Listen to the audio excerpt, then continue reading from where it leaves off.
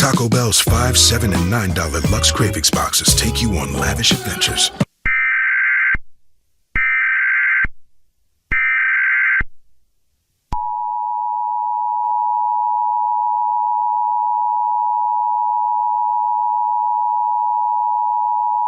The following message is transmitted at the request of the New York State Department of Health, in coordination with the Federal Emergency Management Agency.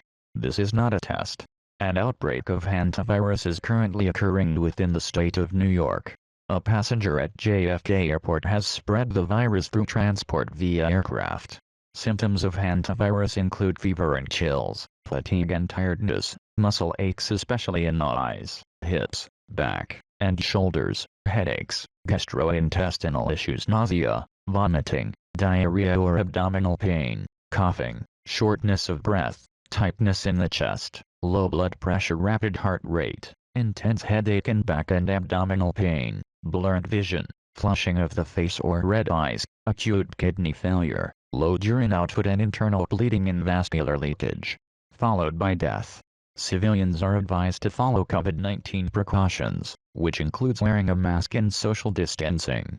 At this, a lockdown is being considered, however border closures for the state of New York will occur. If cases begin to spike alarmingly, a statewide lockdown will happen along with the national emergency and nationwide activation of the emergency alert system.